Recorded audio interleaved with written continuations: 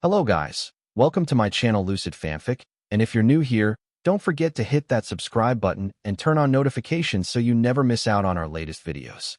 So be sure to stick around until the end, and let's get started. Koda's super secret hideout. Koda's was freaking out. A massive fire had broken out in the forest, a large purple gas cloud plumed, and his aunt had just telepathically told him to stay where he was and to stay safe. What's going on? Koda asked himself as he looked out the unfolding chaos. Unfortunately, someone answered.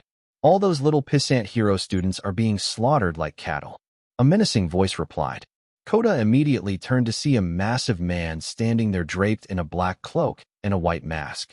Who are you? What do you want? Koda asked fearfully as his voice wobbled. Names mean nothing right now, Brad. As for what I want on the other hand. The man replied as his right arm convulsed and raw muscle started burying from it. Is for you to show me your BLD. The man yelled as his newly muscled fist flew at Koda, ready to splatter him. Koda just closed his eyes and covered his face in fear, waiting for the attack. There was a massive crash. But the punch never came. Koda slowly opened his eyes, and what he saw brought tears of joy to them. Big bro Izu.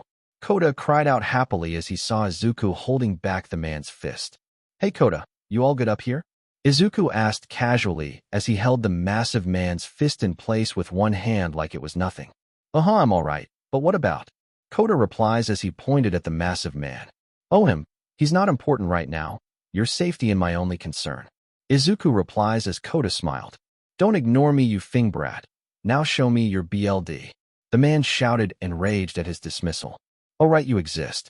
Izuku lazily replied as he gave the villain the side, wordlessly telling him he wasn't worth the effort. I'm gonna wait a minute. You're that Midoriya brat, right? The man asked. So what if I am? Izuku asked in kind. The boss man wants you alive. Says there's something special in you he wants. The masked man explains, much to Izuku's confusion. Too bad you're too weak to catch me. Izuku quipped with snark, angering the man. You won't be so cocky after I break you. The boss only needs you alive. He never said anything about you being in one piece. The man yelled as he pulled back and went to attack again. The massive man went to punch Izuku with both arms, but Izuku just snaked past them and kicked the guy in the face, breaking his mask and launching him in the mountain face. Crash. All right, Koda, let's get you to safety. Izuku says as he picks up the lad in his arms. Unfortunately, he didn't get far. You got one hell of a kick there, you little F. Guess I should have listened to those warnings the boss gave me. The massive man states as he exits the rubble of the mountain, his cloak tearing away to reveal a layer of dense raw muscle. You really are a strong one. The man continues as the remnants of his mask fall away. Hold on, I know you from somewhere, don't I? Izuku asked as he tried to pin the guy's face. It's him. Koda wobbled in fear as he remembered the man's face clear as day. Him? Izuku asked. The man who killed my parents. Koda sobbed as the memories of that day came flooding back. Your parents, then that means he's. Izuku states, realizing who was in front of him. Muscular, the cardinal murderer, and as for that pipsqueak's parents, you're gonna have to narrow it down, kid. I've killed a lot of people in my lifetime and plenty of parents.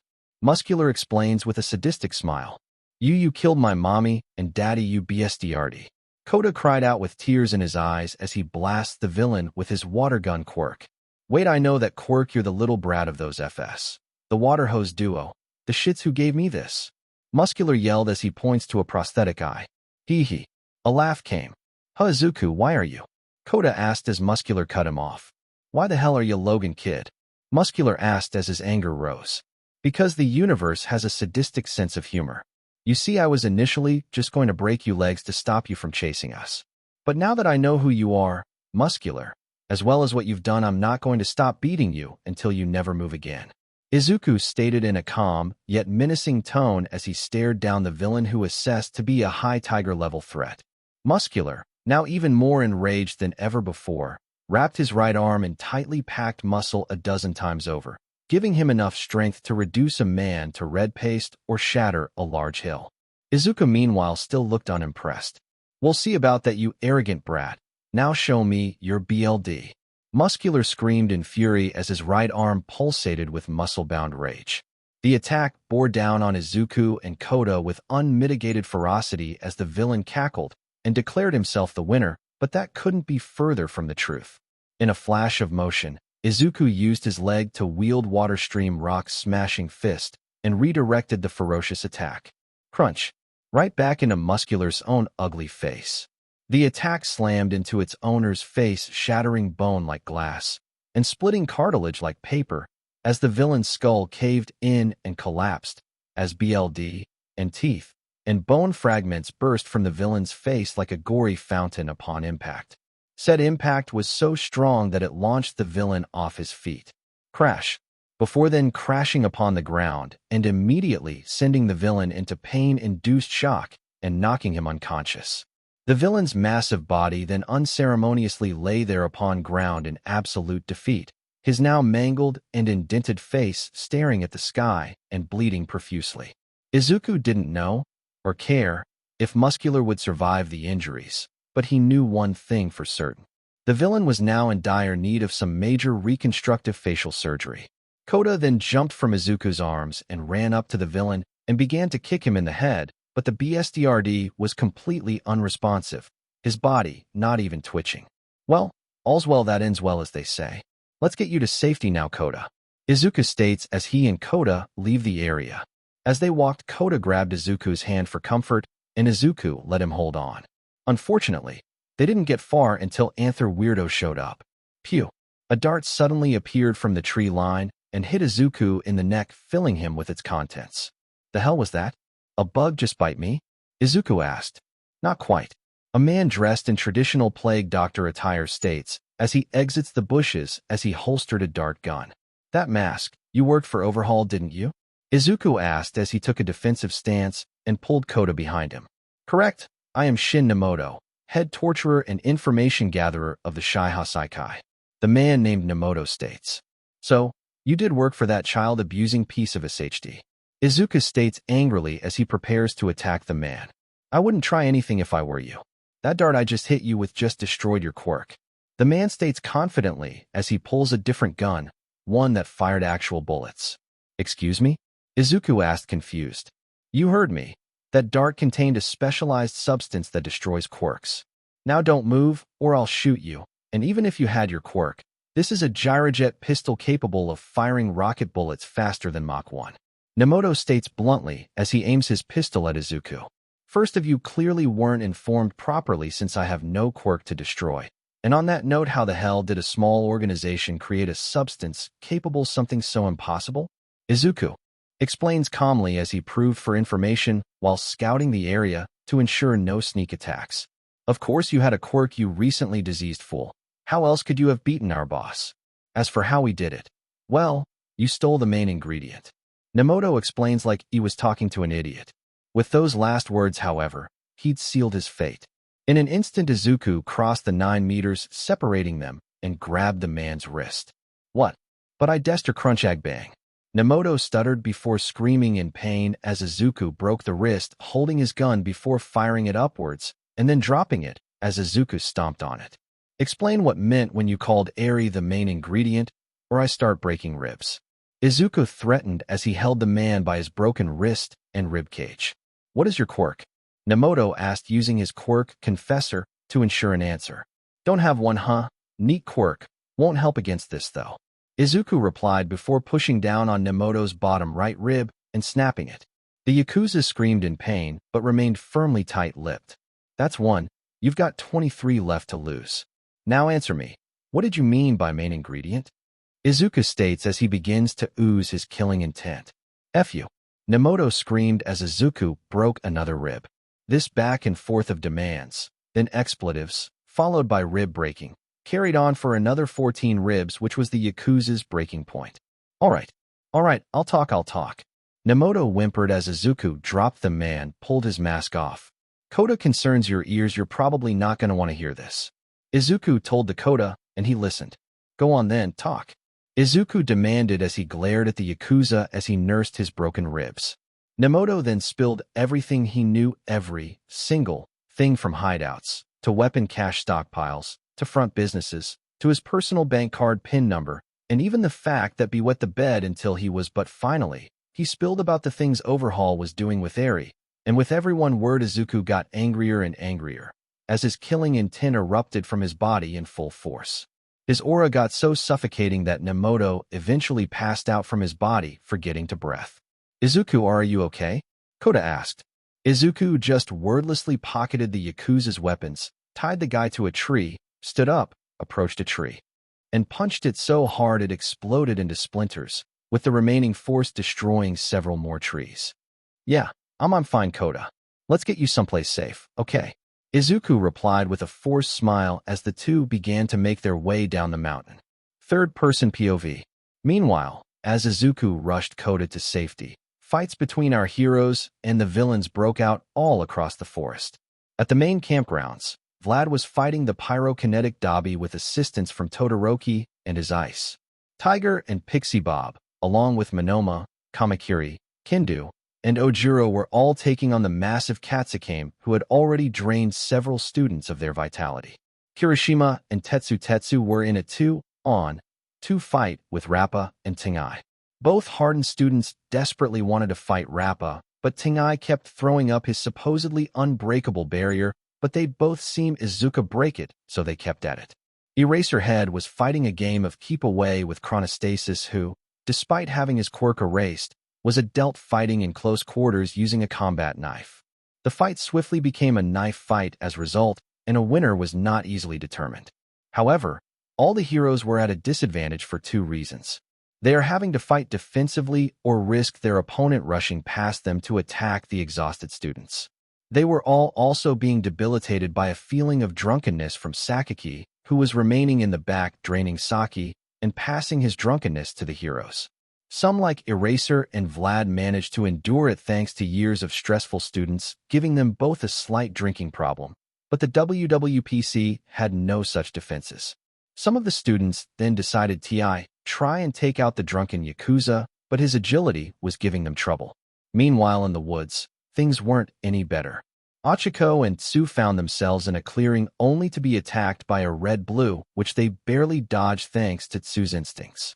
The two heroines in training found themselves face-to-face with Toga in her BLD form, her face strewn with a sadistic smile. The two of them immediately realized they were out of their league and ran to camp hoping to get help, but Toga wouldn't make it that easy. Elsewhere, Shoji and Tokoyami were in conflict with a psycho on Benj Gear who was using his elongated and bladed teeth like stilts. Thanks to Tokoyami's harsh training, Dark Shadow wasn't at risk of rampaging, but was still trying to not lose himself. Shoji wasn't faring much better as he, like everyone else, was exhausted and running on fumes. They did have one advantage, however, in that they were both much smarter than the villain who was focused exclusively on killing with no real strategy. In another section of the forest, a group of students consisting of Toki, Mineta, Kindu, Ibara, and Kamakiri were all fighting the environment itself, as it had been taken over by the Yakuza mimic who in turn had hopped himself up on a near overdose of trigger to boost his power. This, compounded with his short temper, made him a dangerous opponent for the beleaguered students. Finally, as Ragdoll was evacuating other students, they were attacked by a monster with green skin and 6 arms, 4 of which had chainsaws and a hammer in place of hands. Aoyama told Ragdoll that it was a Nomu and that she needed to run as well, but she refused, opting to stay behind and keep them safe by giving it a target. But the people most under threat were the ones caught in the giant gas cloud. Gas cloud. Momo was rather angry as of right now. Her week, for all its harshness, had been thoroughly enjoyable, what with her learning how to use OFA, hanging out with her friends and classmates, as well as growing closer with Kyuka. But now on the one day they had to fully relax that had been attacked by villains, one of whom had covered a not insignificant area with purple knockout gas. As soon as the gas had begun enveloping the areas, Momo created gas mana and handed them out to her fellow classmates for protection. However, as she searched the cloud for anyone who got caught in it, she soon found out she wasn't alone in searching for others. Bang! A gunshot rang out in the quiet of the gas, and Momo barely dodged it. She then immediately created bow staff in retaliation and took a defensive stance. "Look at this, guys. We found a privileged little princess playing at heroism." A voice in the gas mocked. "She's fast as well as privileged. She dodged the bullet." Another compounded. "Bet her fancy quirk is something like superior reflexes or something lucky like that." Another voice states. These insults were being ti grace on Momo's nerves, and she yelled in retaliation. "Shut up, you cowards. I bet none of you have the nerve to face me in combat." Momo cried out as she pushed her insecurities down. "You hear that, guys? Apparently we're the cowards, and not the heiress in UA on daddy's money." A mocking voice replied as a shadow rushed from the gas. Momo retaliated by defending with her bow staff, but the attack snapped it in half before striking her gut and sending her reeling. "You see that, guys? I just punched a noble." The revealed muscled man covered in crystal. Mux. Momo tried to get up and create a new weapons, only for it to fly from her hands into the gas. "Careful, Hojo. You might make her cry and run to mommy and daddy." A voice replies as another figure emerges from the gas, holds her weapon. This one a lanky man with blonde hair and a katana at his side. She tried to rush him, but the big guy tackled her to the ground and held her head down. She could hear something in the dirt rushing towards her. She sparked up with OFA to push the man off her just in time as a head with crazed eyes burst from the soil. "Bet she's never been hungry. Hungry, hungry, hungry, hungry, hungry." The crazed man states as he emerges from the soil wearing a sack on his head bound with rope. "You guys deal with the sliver spoon-fed beach, whilst I go and dun all her helpless classmates." A voice from the gas explains dismissively. Momo tried to attack the villains, but they used hit-and-run tactics to wear down her already exhausted stamina. Eventually, she fell to her hands and knees as exhaustion enveloped her. As her assailants all surrounded and mocked her, Momo's insecurities flared up, and she actually began listening to them. Mindscape. It wasn't hard not to. She'd heard it all before, from whispers at UA how she had a privileged and rich upbringing, how she won the quirk lottery with creation, how she got in on recommendation instead of taking the entrance exam, how she'd had everything in her life basically handed to her, and the thing that hurt most was that it was all true. She was a privileged princess who had been lucky all her life. As these insecure thoughts brought about by the Yakuza's words took root, however, other memories fought back. "You could have easily had a pampered life." All Might's voice echoed in her head. "You chose to be a hero and personally throw yourself into danger to help others." It continued as her insecurities tried to twist the words negatively. But was that choice out of a sense of justice, or just a way of burying the feeling of guilt whenever you see other people? Her insecure mind countered as she was surrounded by the Yakuza grunts. Her negative thoughts continued to ingrain themselves, taking away ability to defend herself, as the Yakuza played rock, paper, scissors over who got to kill her. All Might was wrong out you know. The guy is an idiot. Hell, he knew nothing of his own power, so what could he possibly know about you, princess? Her insecurities explained, reducing her will further as time slowed to crawl. But how did you discover he knew nothing of his power? A voice asked, silencing her insecurities. "What?" she asked. "You were given a power you knew nothing about, and yet within less than an hour you discovered things about it its 8 previous owners didn't." The voice explained as an image of Izuku emerged in her mind. "But you needed help to figure that all out. Why couldn't you do it on your own? It's because you're weak and unworthy." Her insecurities shouted, twisting the words negatively. "So what? You're not a god. You're a human being, and sometimes humans need help. Hell, even All Might needed help from time to time." The image of Izuku explained. "Where was that help when he got half his organs destroyed then, huh?" The insecurities demanded. "That's exactly my point. Had he had help, he likely wouldn't be in the state he's in now. Momo, just because you got lucky or need help from time to time, doesn't mean you're any less worthy of being a hero." The image explained with a smile. "You're right." Momo replies as her willpower grew. "What? No. You are a privileged little brat who has no right to even be at UA." Her insecurities yelled as Momo looked at them dismissively. "What do you know? You're just all my negativity trying to push me back into being that privileged princess. But I won't allow it. I was chosen to be All Might's successor. I have earned my right to be at UA beyond just getting in. And most of all, I have found friends who see me for me and not my money." Momo cried out as memories of her friends, of Achiko, of Mina, of Hagakure, of Kirishima, of Todoroki, of Izuku, of Jiro, flooded her mind. Her fist then sparked and teased back, before then punching her insecurities in the face with the strength of all her willpower, dispersing the dark cloud. "Don't ever come back," Momo states boldly as the image of Izuku approached her. "Well done, Momo." The image of Izuku states with a smile. Thank you, Izuku. No, I guess you aren't Izuku. Just a mental image of what I think confidence looks like. Momo replies, don't think about it too hard, and no problem, kid. By the way, when you see Toshi again, give him a hi from me and the others. The image replies as it gestures to several colored humanoid shades behind it. Wait, who are they? Momo asked. You'll learn soon enough, but right now, you've got some villains to beat. Izuku states as he touches her forehead, causing her to vanish. You shouldn't coddle them, you know, Nana. A shade states as it nurses its jaw. Oh, shut up too. That aching jaw should tell you all you need to know about our new host. Nana replies as she drops Izuku's image and reveals her true appearance. Kid's got spunk, there's no denying that. Another shade points out that she does banjo, that she does. The first of the shades remarks. Back to reality. As Momo awoke from her dream, she had no idea what had just happened, but as she obscured her surroundings, she saw that little more than a few seconds has lapsed. What were those shades, and why did Izuku call Yagi by an abbreviation of his first name? Questions for later. Right now, I need to deal with some thugs. Momo thinks to herself before deciding on a course of action, and not a moment too soon, as the Yakuza had just finished the game of rock, paper, scissors to determine who will kill her. Ha, I win. Hojo announced in victory as he covered his arms in crystal and prepared to beat Momo to death. Time to die, princess. He cried out as he held Momo by her shirt's collar and prepared to punch her head off. He swung his fist with all his might. Crash. But it never made contact.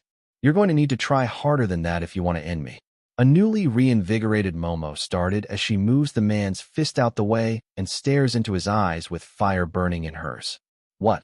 How? Hojo demanded as his colleagues stepped back in surprise. F you, that's how. Momo replies before she grabbed the man's other arm and red lighting exploded from her right fist. Hojo coveted his face on crystal to endure the blow, but it meant nothing in the face of what was coming his way. Big bang blow. Momo cried out as her fist connected with Hojo's face, shattering the crystal and launching the hapless Yakuza 100 feet. Holy SHD. Setsuno cried out as he watched his colleague get one shot. As the two remaining Yakuza stared in awe of Momo's power, she quickly used OFA to heal her ruined arm. Put more than I needed to behind that one. Momo groaned as she nursed her healing arm. Remember the gauge, Momo, otherwise you'll end up beheading someone. She scolded herself as she turned to face the other two. You don't scare us, you privileged beach. Setsuno cried out in futile defiance as he drew his katana. Okay, come on then. Where'd all that bravado go? Momo replied as she stared down the Yakuza as she subconsciously released killing intent. She then began to use creation, with the object she was making immediately behind snatched by Setsuno's larceny. Whatcha? Making their princess? He asked sarcastically. A flashbang. She replies calmly as she showed him the ring pull. Bang. The grenade went off in the Yakuza's face as a blinding light and deafening noise stunned him and Tape. If I can't see. You beach. Setsuno cried out angrily. As he opened his eyes to try and gather his bearings, all he saw was Momo rushing towards him. He quickly tried to swing his katana, but his sword was caught between her hands and thrown to the side. Then in the blink of an eye, he was suddenly looking at Momo's knees. Momo had grabbed the man's ear, imitating Izuku's technique he used on Aizawa Day 1, but put some extra force behind it, before then punching the Yakuza in the stomach and launching him several dozen feet. She then looked at Tabe with disdain. Last one then, she states as she stares him down.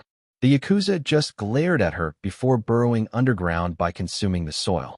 Momo wasn't worried, however, as she could sense him moving beneath the earth going for a sneak attack unknowingly, using his killing intent as a homing beacon. Suddenly, Tabe bust from the soil behind her like a jumping shark ready to bite her head off. Momo, however, showed no fear as she looked over her shoulder. Next time, try to be less obvious in your tactics. She admonishes before flicking a pill over her shoulder into his mouth and throwing the villain over her shoulder. As Tabe recovered and turned to try again, he was suddenly struck with an abhorrent sensation in his stomach. He began retching and violently so. Then suddenly, blark. Tabe began to violently vomit harder than he ever had in his life. The sensation was disgusting, and he looked to Momo as if pleading for answers. Relax, I just gave you a small dose of Ipecac. It's not enough to leave any permanent stomach or throat scaring, but it's certainly not going to be a pleasant experience. Momo explained as Tabe turned to run. As he did, however, Momo threw a tracking device that stuck to his shoe. The League and its actions end tonight. She mutters as Tabe burrowed into the ground to retreat. She then turned to another area of the gas and spoke. You can come out now. I know you're there. She states as a shadow began moving towards her. How do you know I was still here? Mustard asked as he aimed his gun at Momo. I can feel how much you want to kill me. What kind of life do you have to have lived to hate your fellow man like that? She replied with a question of her own. One far less privileged than yours. Mustard replied as he zeroed his sights on Momo. That won't work. She stated confidently as red static danced across her form.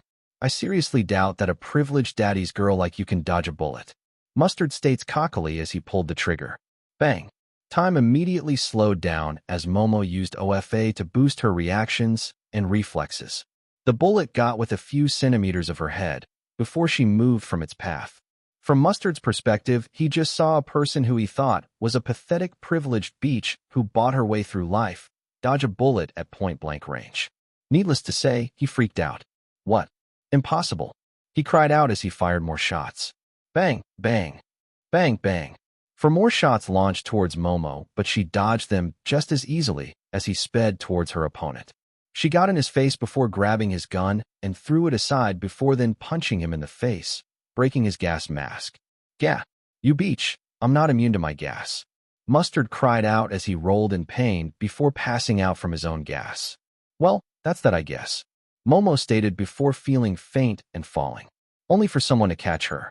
Hey Momo, you good? Izuku asked with a smile. Izuku? Why are you here? She asked, slightly woozy from her exhaustion. I just started looking for Otis classmates after dropping Kota off in a safe place. What happened to those guys? She explained before pointing at the Yakuza and Mustard. Momo kicked butt. Shishi weakly declared. Great job, Momo. Now then, let's get you to someplace safe. Izuku congratulated her bride, carrying her back to camp. I am worthy. Momo thought to herself as exhaustion knocked her out. Izuku POV. A few minutes ago, Izuku had just gotten Kota to a safe location, an auxiliary bunkhouse the WWPC used as a medical ward in crises. Kota knew the padlock codes and Izuku was okay with leaving him there, after promising he'd be back as soon as possible. He then rushed into the woods to go help his classmates and peers. He began with the gas cloud. Initially, the gas made him feel faint, but after a few doses he'd gained a resistance to that would allow him to traverse it. Unfortunately, that wouldn't help with the fact that he couldn't see anything in the cloud. However, he did eventually run into someone, Komori of 1B, who told him that Momo was running around the cloud trying to help anyone inside it with gas masks. Izuku thanked the diminutive girl and rushed off to try and find her, but his attention was soon turned towards 4 sources of killing intent. He immediately ran to defeat them to ensure they didn't hurt anyone. But by the time he arrived, the fight was over, and Momo was standing amongst the fallen villains. Apparently, she's beaten them on her own, which made him very proud of her. After she fell unconscious, he rushed her to the auxiliary bunkhouse and ran back into the woods. But as he would soon find out, he wasn't really needed. As he ran through the forest, he came upon a freshly cut clearing of shredded trees. He thought a village had done it, but that turned out to be untrue as he found Shoji and Tokoyami chilling, with a dude in binge gear and rock in his mouth on the ground. Shoji explained that the villain had attacked the two of them with elongated and bladed teeth, but Tokoyami unleashed Dark Shadow, who under the darkness of night crushed the villain, and Shoji finished him off by decking him and shoving a rock in his mouth and breaking his teeth. Izuku was happy to see his friends were mostly unharmed aside from a few minor cuts. He congratulated his friends on their victory and sent them on their way to the auxiliary bunkhouse to hunker down in for the time being. After that, he searched the forest more and came across a devastated section of land. Trees had been uprooted, hills had grown and shrank, and it looked like a fierce battle had occurred here. As he would quickly find out, a battle had indeed taken place here. He discovered this when he came across a group of students consisting of Toki, Mineta, Kindu, Ibara, and Kamakiri, all standing around a guy who'd been trussed up like a piñata by Ibara's vines. According to Kindu, the guy had a quirk that allowed him to possess objects in his environment, which led to him using the forest and ground against them. However, they didn't back down. Kamakiri and Kindu had acted as frontline forces by slicing and smashing the area that attacked them, as Mineta and Toki used ranged attacks to distract and divide the villain's attention, all whilst Ibra acted as support, pulling them out of dangerous positions. In the end, the villain was defeated by Kendo, who literally punched him out the ground he was hiding in before Ibra wrapped him up. Izuku was proud of his classmates and made that fact clear, before then directing them to the bunkhouse for rest. He then began his search again. However, following that encounter, Izuku came across a group of students consisting of Aways, Shishida, Aoyama, and Koda, who told him that Ragdollon was engaged in battle with Inomo. He thanked them for the information and pointed them in the direction of the bunkhouse before then dashing off to aid his teacher. Eventually, he came across Ragdoll, and she did in fact need some help. He sensed a source of familiar killing intent, one reminiscent of the Nomo, and had immediately followed it, and thank God he did. When he arrived at the source, he found Ragdoll, beaten and bloody, in the grip of a Nomu with mint green skin, 6 arms with 3 chainsaws and hammer, and a GG in its mouth. The creature, upon seeing Izuku, threw Ragdoll aside like a sack of potatoes before charging him as it swung its chainsaws and hammer with reckless abandon, hoping to kill him. When are the League going to learn? Izuku asked angrily as he charged the Nomu with whirlwind iron-cutting fist manifested in each hand. In the blink of an eye, Izuku sliced the Nomu apart into concentric rings of meat. That these meat puppets are no match for a true MSTR of anti-human martial arts. Izuku finished as the Nomu's remains splattered the ground with BLD. Izuku, ignoring the Nomu, then grabbed Ragdoll to check on her. "Ragdoll, sensei, are you okay?" he asked as he laid his teacher on his knees. As Izuku tended to his sensei's wounds, however, a sudden surge of killing intent appeared behind him. Izuku instantly felt the weight of the aura, and it sickened him. It felt like one of the cadres in terms of its sheer disdain for humanity, but in terms of power, it was only a mid-level demon. He used a reflective piece of Ragdoll's costume against the moonlight to look behind himself. He saw an arm reaching out of a slimy-looking black portal and trying to grasp him. However, before it did, Izuku's acted. As the hand clamped down to grasp Izuku, it held only air. It then felt a weight straddling on top of itself. "Hello there," Izuku says as he locks his hands onto the arm with a vice-like grip. The arm in retaliation began emitting red and black electricity. "Huh, that's a strange feeling, almost like it's trying to take something," Izuku theorized as he increased his grip. The hand then began to try and retract into the portal, but Izuku wasn't going to let it. "Oh no you don't, pal. You see, I'm guessing, from how you're trying to grab me and Ragdoll, that you work for the League, and that since you knew where the Nomu was located, you're the one who's been making them," Izuku explains as he began to twist the arm. "So in exchange for all the lives you've ruined, by turning innocent people into these flesh golems, I'm going to take something back," Izuku states firmly as he then began to pull. Izuku pulled, and twisted, until at last, crack, crunch, splat, he rent the arm from its owner, causing the rest of the limb to retract into the portal in retreat. "I do hope that was a villain, otherwise I might in some trouble," Izuku states as he looks at the arm he tore off.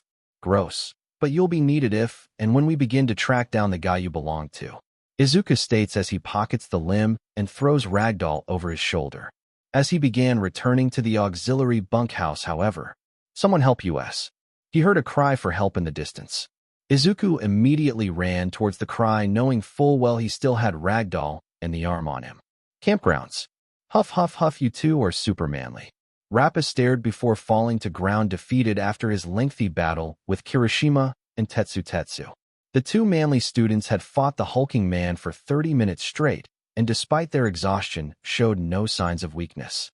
They initially had issues with the barrier user since the energy shield kept interrupting their combos. However, after some serious pep talks they gave each other, they managed to smash through the barrier and pummel its user before turning their attention to Rappa.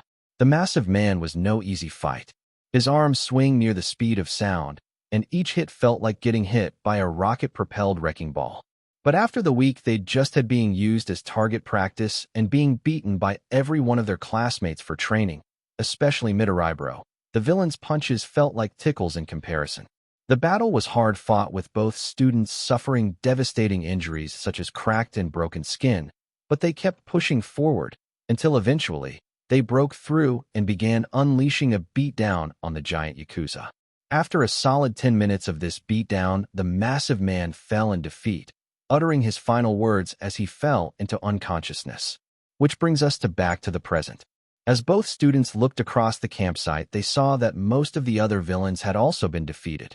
Katsukame had been worn down by the efforts of Tiger and Mandalay, with significant help from Monoma and Ojuro, with extra praise surprisingly going to Monoma, who copied the villain's vitality drawing quirk and used it against him as his classmates wore down the massive man. Dabi was in a corner having exhausted himself against Vlad and Todoroki. Even when he got aid from Tengai after Rappa was beaten, the two of them were overwhelmed by Todoroki's firepower and Vlad's skill with his BLD manipulation. Chronostasis was currently wrapped up in Eraserhead's scarf, with a swollen face, and spitting curses like a sailor, having been outmatched by the hero who erased his quirk. Finally, Sakaki had been ganged up on by Ida, Sato, and Shiro, with Shiro using long-ranged attacks and remaining outside the Yakuza's effective range as Ida and Sato used hit-and-run tactics to knock him down. Shiro then bound the man in tape and sat on him with pride. However, our heroes couldn't celebrate just yet, as they still had an opponent on the way. Crash! The tree line exploded as Uraraka ran out with Tsu on her back, who looked rather anemic. "Everyone, I need help," Uraraka cried out as trees flew upwards to the sound of more crashes. "What is going on? Uraraka, is Tsu okay?" Ida asked. He along with others went to help their classmates. "We ran into that BLD villain from Kiyoshi Mall. She got Tsu with one of her tendrils and sick out her BLD. I dropped a tree on her to stop the attack, grabbed Tsu, and ran here," Uraraka explained as she recalled their encounter with Toga. "Wait, if you dropped a tree on her? Then how come she's still able to chase you?" Shota asked fearfully as the crashes got louder. "I don't know. She can somehow regenerate," Uraraka replied. Just then the tree line exploded in a cloud of dirt and wooden debris, revealing Toga in a massive BLD form. "I found you, Chaco, and you've led me to more friends to eat? How sweet of you." Toga's voice boomed as she rushed towards her snacks. Spiral of overwhelming victory. A voice cried out from behind Toga. The villainess turned to see where the voice originated from. Slice, splat, only to have her head split in half. As she recovered from her splitting headache, she turned to see who split her in half. Izuku stood firmly opposite her with a hard glare, wielding a bow-shattered tree branch. "Lover boy, you know you shouldn't strike a lady. It's bad manners." Toga stats as her head seals back up. "Izuku, be careful. She can regenerate from stuff like that," Uraraka warned. "Thanks, Chaco," Izuku replied as he pulled away from Toga as she squirmed with excitement. "Izuku, Izuku, Izuku, Izuku, Izukuin. What a lovely name you have, lover boy, though now I guess I'll call you Izachan." Toga squealed, excitedly as she smiled lustfully at Izuku. "Only my friends can call me anything close to that, Toga, and you are certainly not any friend of mine," Izuku retorted forcefully with a glare. "Midoriya, where's Kota?" Mandalay asked fearfully. "He's in a safe location along with some of my other classmates," Izuku replied as Mandalay breathed a sigh of relief. "Izachan, pay attention to me. Not that old hag," Toga demanded as she finished regenerating. "You want my attention? All right, then you've got it," Izuku replies before blitzing Toga and ripping her apart. He turned back to see her swiftly reforming herself. "That's the third lethal hit I've hit you within as many days. How are you still kicking?" Izuku demanded as he prepared himself with a stance. "BLD is the currency of the soul, Izachan. It's the vehicle of life itself," Toga replied cryptically with a smile as Izuku sliced her head to pieces. "You're not making any sense, you cryptic monster," Izuku replied angrily as he dodged several spear-like tendrils. "Then I'll tell it to you straight, then, Izachan. You see, every time I drain a person dry until they die, I not only gain that person's succulent BLD, but their life force as well," she explained, much to Izuku's horror. "The hell do you mean, life force?" Izuku asked as he tried to figure out Toga's words. "Little slow on the uptake, Izachan. It means every time I kill someone, I gain an extra life to spend on my own survival," Toga explained maliciously as Izuku finally understood what she's talking about. "Wait, every person she kills gives her an extra life? Like in a video game?" He thought to himself as another horrifying thought came to mind. How many innocent people did you kill, Toga?" Izuku shouted in rage as he unleashed a barrage of lethal punches. I don't know, Aizachan. How many grains of rice have you eaten in your lifetime? She replied with a sadistic smile as she regenerated again. At this point, Izuku lost his cool, and he charged Toga with murderous intent to end her. Consequences be met. Izuku threw himself at Toga, unleashing lethal attack after lethal attack. He tore her apart over and over again, ripped out vital organs, and smashed her head in time and time again.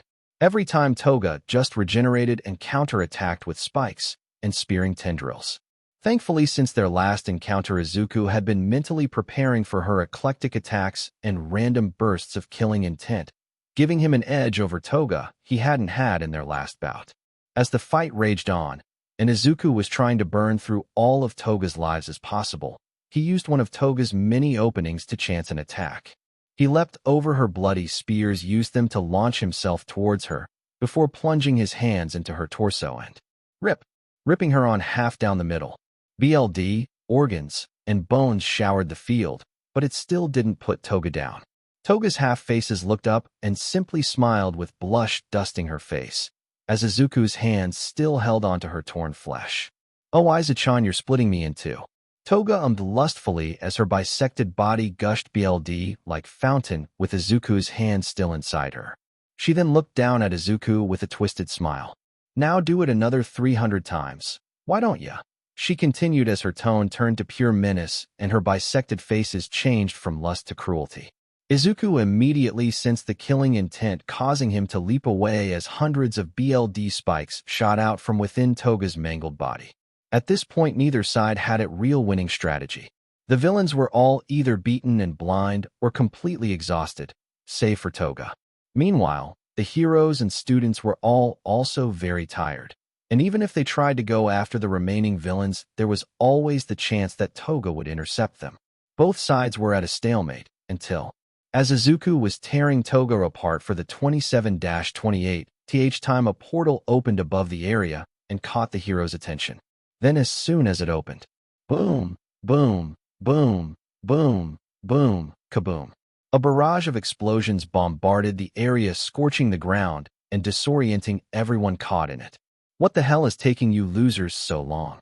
A familiarly shouty voice yelled as the smile cleared. Bakugo, why are you here? Kirishima asked, confused at the blonde's sudden appearance. As a retort, Bakugo glared at Kirishima before blasting him with an explosion, knocking the redhead out cold, firmly explaining his role in this scenario. Shut, you pathetic extra! Bakugo screamed as he turned his attention to the League. HNDJB sent me to collect your sorry buttes. He states with a glare as Dabi piped up. Not that I don't appreciate the save, but we still have a problem. Dabi states as he pints towards Izuku, who had noticed Bakugo and was glaring at him. Fine then. You grab the other target the boss wants, and I'll deal with Deku. Bakugo states as he blasts towards Izuku with fire and fury.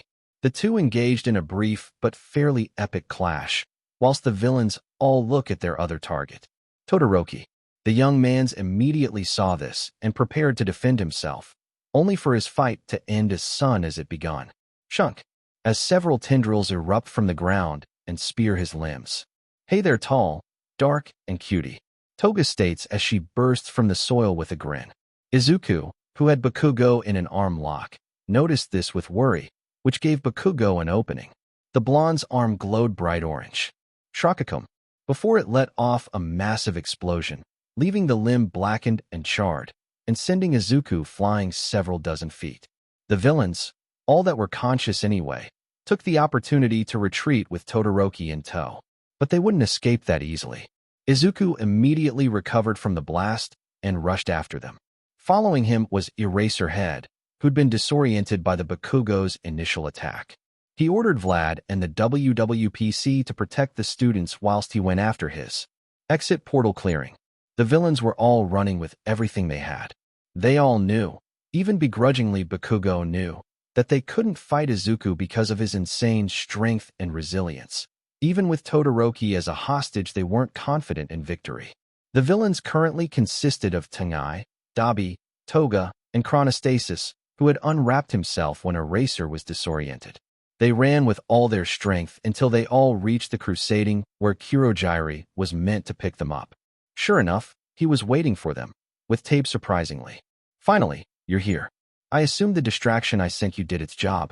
Kurojiri states as he looks at Bakugo, who was nursing his burnt arm. Thanks for the save, Kuro. Now let's. Dabi replies before he and the rest of the villains all suddenly felt a suffocating aura envelop them. None of you are going anywhere. Izuku states firmly as he arrives in the clearing, quickly followed by Eraserhead. The villains all began to silently panic. With this aura, Kurojiri couldn't focus enough to open a portal back to base. Even if he could, her likely mess up the coordinates, leaving them stranded somewhere unknown. None of them had the willpower to overcome Izuku's killing intent, and they all felt so small and weak on its presence. Were they all so insignificant to him that they felt this way? Were they all this weak? As the villains suffered their mental crises, Providence smiled upon them, as the ground itself suddenly came to life. I'm going to kill you, brat, for what you did to the boss. Mimic cried. Out as he manipulated the area, too hopped up and triggered to feel any real fear. This sudden appearance knocked Izuku off guard and caused him to drop his aura, letting the villain breathe and make their escape. As they did so, Izuku shattered Mimic's earthen armor, and Eraser erased his quirk, letting Izuku then punch him out. But by then it was too late. The villains and Todoroki had all vanished. God damn it! Izuku yelled as he punched the cliff face. The clearing was located next to cracking it. This isn't good. Eraser thinks to himself as he goes to comfort Izuku over the lose of Todoroki. So, this was the end of Part 8 of this series. Stay tuned for next part of this series, and if you like this video, don't forget to like, share, and subscribe to our channel. Until next time.